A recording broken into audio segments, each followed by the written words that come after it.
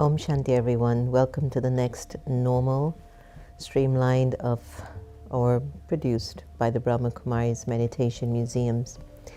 I'm your host, Sister Jenna, and for quite a few months now, we've been meeting like this, intimately, opened, purely, simply. It's kind of needed now in the world, isn't it? Because if you notice how life can sometimes become so complicated, so complex, it starts to kind of feel like an accumulation of so much sorrow. Yesterday, I'm going to tell you a story that happened to me yesterday. And internally for me, it was all good intention. My very dearest friend, someone who I have the deepest respect and value for, is going through a health opportunity. And I've been traveling and moving around a lot, so I haven't been as present for her as I physically desired to be. And so when I get a chance and I actually can call my friends and check in on them, I called her yesterday and she gave me the news that her health opportunity was increasing to a different level, a different number. And it was interesting how you get these thoughts in your consciousness. Either I was picking up her thought, or it is a thought of the future, or it's just my own issues. Needless to say, my immediate response was, I got to save her. I got to take care of her. And I had heard and known of a facility in Mexico that is doing a lot of healing work. And something in my gut was just saying it's a good space, and maybe they have a lot of spaces even here in the US. But in speaking to her, I was speaking from a place of love, but then there was a little dab, a little touch, a little bit of the fear of her mortality. Even though I know the soul never dies, it's just the part leaves. It's like my sister Gita. I know she's still around. I know she's moved on to play another role, but I don't have her physical form with me anymore. And with that energy, I was like, you've got to do this, and you've got to make this, and you listen to me now. And I didn't know I was giving her sorrow. And I wanted to talk about this today because a lot of times we reach out for our friends and family to help them, and it made them worse, you know. But it's because of that little dab of fear in us. Perhaps if I didn't have that little percentage of fear, I would have never been so harsh. I would have been more like, you know you're going to be fine, right? You know you got this. You know we're in this together. You're not alone. Tell me what you need. And if she said, you know, Jen, I just need to be left alone. I just need some peace. I just need to understand what is going on and how do I approach my cure and my journey. Okay, so is there anything I can do? That's if I had no fear. Then I wouldn't have given her any sorrow at all yesterday. And it's funny because I do such self-checking, and self-honesty is huge for me, because my self-honesty gives me an element of inner freedom. And I will owe the fact that the first thing I did this morning was to call her and apologize. And she was so open and honest to say, you know, Jen, I had just reached a good place of accepting what was going on, and when you called, and it just threw me back. Now, I wasn't intending to give sorrow. And there are many of us who have good intentions, but we might not recognize there's a little dose of fear in that good intention, and it actually doesn't serve the soul's spirit. Giving sorrow, it wasn't intentional, but I was in a place of sorrow, and so she felt my sorrow, because my sorrow had that dab of fear of her mortality, which I, the ego, don't want to have to witness. Not now, at least. So there are times that we're actually giving sorrow and we don't know when we're doing it. And that level of sorrow, unaddressed, has its own little savings account somewhere in the soul. And so even when I woke up this morning and I kept thinking of her and I reviewed my choice of energy with her yesterday, I said, let me just call her before I go live. And I apologized. And I thought about myself, just in that action, like, wow, Jen, your self-honesty is so valuable. It will not allow you to give sorrow and walk away as if it's nothing. To hurt someone's feelings and to walk away like it has no consequence. It's such a deep sense of ego and arrogance and ignorance. And ignorance. So I've spoken that level. There's some of us who aren't intending to give anyone sorrow, but on their end they receive it. It comes in as if there is sorrow. So sorry about those moments. But now there are some souls who are just wired. They know what to say to get under your skin. They know how to say it, and they know exactly when to say it, to hurt you or to create a tribe of people to go against you. Take a look at the political climate right now in America.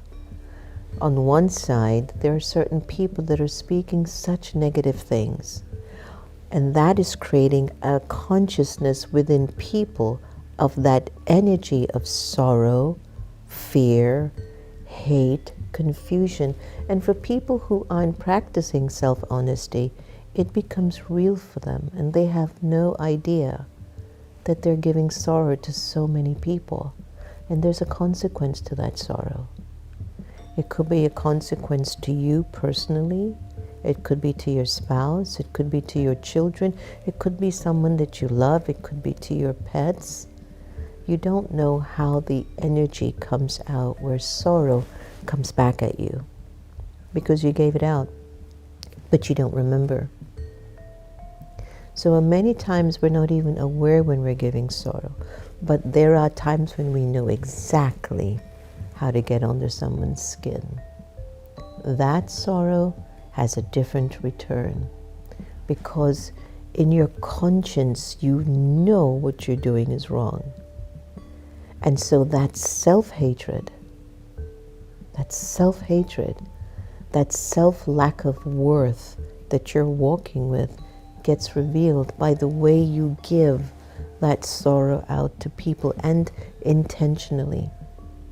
I've met people like that. And I can count on maybe my one hand. I'm just thinking, this has got to be so many years ago. It's so blurry. If I was ever that kind of person who, I know how to get at you. Just think about that kind of a evil. When you actually manipulate and premeditate how you're going to give sorrow, what is the return? What will be your return? There are consequences to my choices. Now, I gave you an example of when I didn't recognize I was giving sorrow, right? I was talking to my friend with love and a little bit of fear. Be careful, please don't, let's do this. And then there's another form of sorrow where I'm going to get back at you. That self-hatred in me will not stop until I see that grin on your face is gone. And I see you disheartened, and I see you disempowered, and I see you powerless, and I see you scared and confused and in my control. Oh, I've seen it so much in couples. And sometimes I get so concerned about the return of that soul. Now there's a reason why both things are happening. That's another segment. So I'm talking about the giving, where your agenda and your intention is focused on giving sorrow to that person as a revenge, even if you think it's out of joke or jest, or just because you want to win up on the other person. So that's why we take sorrow. We take sorrow from events, situations, relationships, food, diet, the environment, the culture, the climate. We take sorrow from so many factors that aren't going the way that I want them to go. And we start to feed on it internally. And we don't know why we do it. If I got a donation of $1 from every person that have told me, Sister Jenna, you know, I don't give sorrow, but can you tell me, how do I not take sorrow? I smile. There is no way you haven't given sorrow if you're taking sorrow. It's a return of karma. It is a paying back of my debt of the past. And the soul is on such a journey throughout time, not just in this lifetime, many, many, many lifetimes. There are so many times I've been so thoughtless about someone's feelings 2 births ago, 10 births ago, 20 births ago. And maybe I wasn't practicing self-honesty. There was no honesty with who I am and what I am. And so it just stayed in me and kept traveling in every birth and incarnation. So sometimes you look at this lifetime and say, I've been a good person. I haven't done anything to anyone that I am really cognitive of. And yes, you haven't. But in the past, maybe you did. There is a reason why that energy is in front of you now. There is a reason. And so I will only take sorrow because at a soul level, I gave sorrow to someone. Another story. Married, lives in the home of the husband. The mother-in-law, the father-in-law have been there their whole time. After a few months, this new bride, serving the mother, serving the father every day. Somewhere, somehow, the mother and the father's kind of not, maybe just being themselves, but where the girl is concerned, she feels uncomfortable, subservient, disrespected, dismissed, undervalued. But she has to cook every day and serve her mother-in-law. She does her best to put the food on the plate, with love, and then she puts it on the table with love. Because she knows she has to smile at her mother-in-law. But in her mind, I can't stand this woman. I hate her. And she's smiling at the same time. Now, what makes that complex or confusing is she's doing a good deed, she's cooking, she's preparing it, she's giving it with a smile, but she doesn't practice that self-honesty that will show her those thoughts you're having about your mother-in-law are they're contributing to the loss of your value. You know that, right? You know your dislike or hate or jealousy reduces your spiritual power and your dignity and your worth. You know that, right? You know that, right? And so when we take sorrow from anyone, it is proof I've given sorrow. And so how do we cure that? Good wishes, pure feelings. From today, everyone that you live with, every character that you look on the television screen and watch, people that you pass by on the streets or in your car, When you go to the supermarket, give them your blessings, your good wishes. I wish you well. I bless you.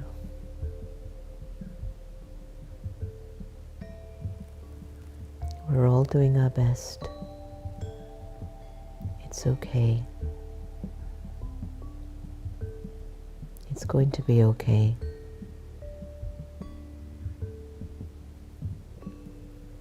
You're a good soul. I'm a good soul. And just this vibration of having this mentality of being a well-wisher for others.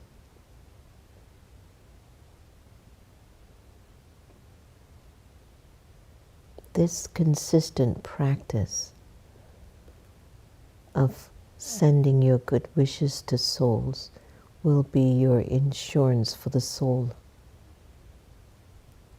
When somebody comes in front of you and they're not doing so well and they're angry and disrespectful to you, because you now have a savings account of good wishes and pure feelings, you look at them like, it's okay, all right, I'm sorry. Because you've been there. You've been in that mode when you needed someone's forgiveness, when you didn't say it right, you didn't do it right. So why should they be any less to not, appreciate your good wishes and pure feelings? They deserve it. Are you with me on this? There are different forms of sorrow. But that thought process of sorrow, the most important one, that's the most important one. Do you not have good wishes for me? And why? Now do you see your self-hatred? Your lack, your devaluation of your spirit as God's child. Why would I not have good wishes for you? What's going on in me? And generally when we give sorrow to souls, we're in that mode. So here's what I'd like us to do. Just gently, as you look through the screen, I want you to practice something with me. And put it in the comment if you get a chance. But as you're looking at me, look into me as I'm looking into you now. And bless me as I'm blessing you.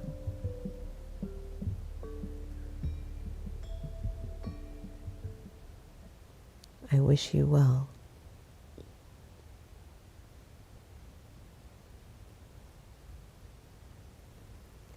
I wish there is benefit in everything you do.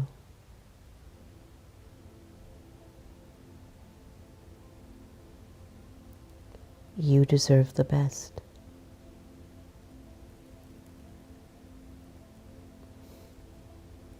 You're good.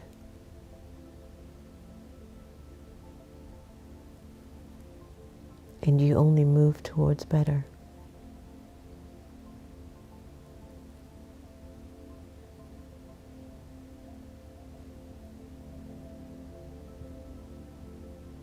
I wish you well.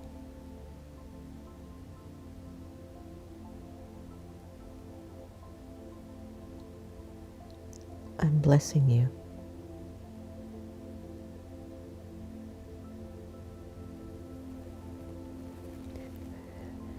As you observe yourself, how are you feeling? Put it in the comment box. Now if you do that every day, every hour in the hour, 3-4 times a day, and you accumulate that experience in you, it's going to be very difficult for you to take sorrow when somebody is in that state of sorrow. Get it? Once you keep accumulating the positive and pure feelings within you, it becomes very hard for you to take anything that's negative. So in order for you not to take sorrow, don't give it, especially from here. Let's take a look at awakened intelligence and see if I was able to connect anything with that.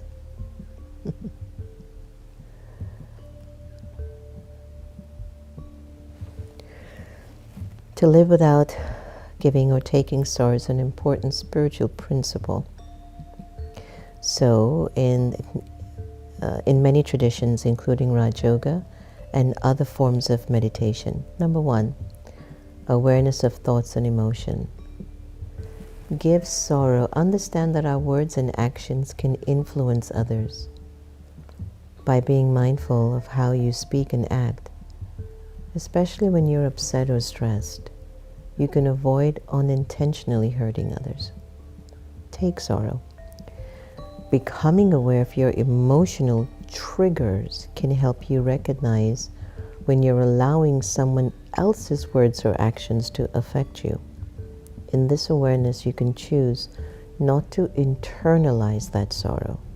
Number 2, practice compassion and forgiveness. In giving sorrow, be compassionate towards others' struggles. Understand that people often react from their own pain or confusion. In taking sorrow, forgiveness is a key to not taking sorrow. Be detached from expectations. If you're the one giving the sorrow, often we unintentionally give sorrow because we expect others to behave in a certain way.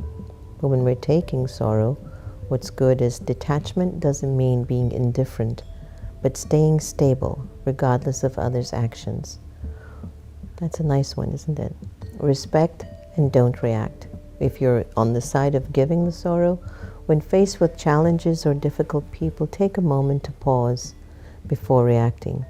Thoughtful responses prevent the emotional reaction that can give sorrow to others. If you're taking, choose not to react emotionally to what others say or do. Create a mental space where you can remain calm and their behavior won't cause you sorrow. That's what in the Brahma Kumaris we'll call that the purity of the soul. When the soul starts to become very pure, it has a lot of inner space. Practice gratitude. Giving sorrow when we're focused on what we lack or what others aren't giving us. We may unintentionally give sorrow through complaints or criticism. Boy, we know that too well. Take sorrow. Focusing on what you're grateful for, even in challenging situations, shields you from absorbing negative energy from others. So strengthen inner stability through meditation. Meditation will help you remain centered and peaceful. Give sorrow in that moment, and if you're doing that, practice meditation. If you're taking sorrow through meditation, you can develop inner resilience, helping you stay grounded and unaffected by external disturbances. How beautiful was that, huh? By cultivating mindfulness, compassion, and inner strength, you can reduce both the giving and taking of sorrow in your daily life.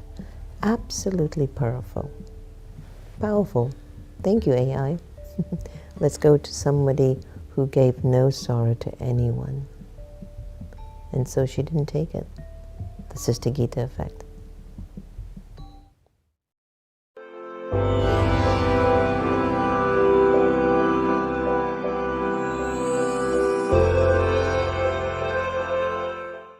Now, all of us are in the quest for peace, whether we are conscious of it or not.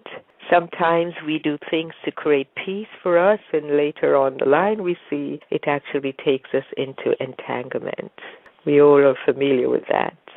Now, the intrinsic nature of each and every living being is that of peace. So where is it? Where did it go? The fact that you don't feel peaceful, you will use the reality of truth to state, I am a being of peace. Whatever is happening, we know it's coming from, imprints of the past, experiences we've had. Sometimes there are people around us that bring up certain feelings in us, certain emotions. And there are two things we can do with that. If we're spiritually strong, we can detach ourselves spiritually from that scene, check out what's going on, protect the self from whatever it is. Or take a vacation, go somewhere else until you've got stronger to deal with that energy. Because all it is an energy. Peace is an energy.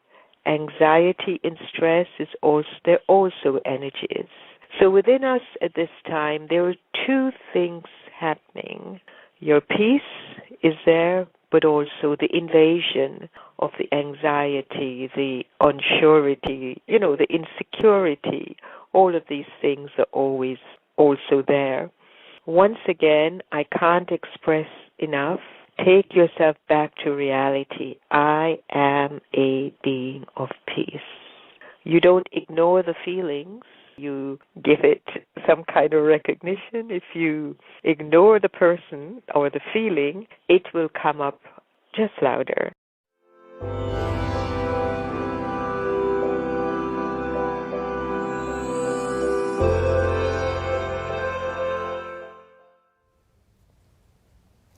The presence of Sister Gita's accuracy on what I shared today, it was lovely, no? Today's Aviak signal from God, from Baba. Souls, the more you remain detached from all desire, the more all your desires will be fulfilled. Don't ask for more facilities, possessions, but as a bestower, you must keep giving.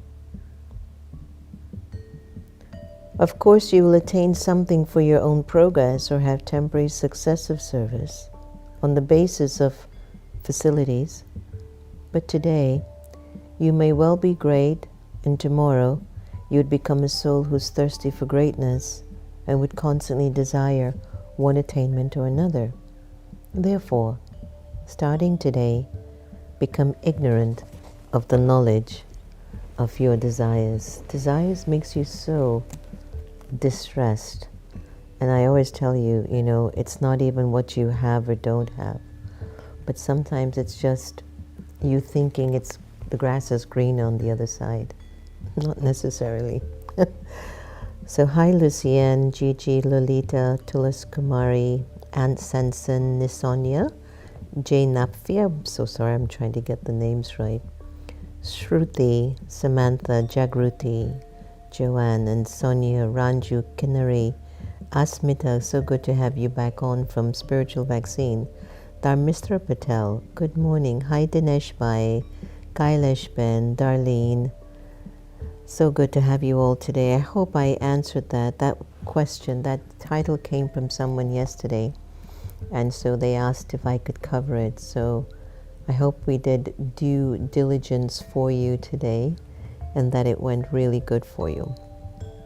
All right, so thank you so much, and keep in mind that everything is up here and you have the power to think what you wish. And you can think of loving everyone the same, or you can think of having preference of one person. And when you prefer one person, you will always bump into problems with other people.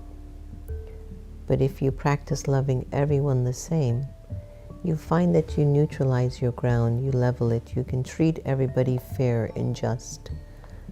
I'm speaking from proof. I've experienced it myself. That's why I'm sharing it with you. Please practice this. You'll be very liberated in your relationships. Thanks for joining the next normal today. Your time and energy means everything to me. It means everything to me. Please take care of your mind. Just please take care of what you're thinking and feeling about yourself and others. We are here to be very loving and very kind, very generous people. Serve that side of you more. Om Shanti. Take care.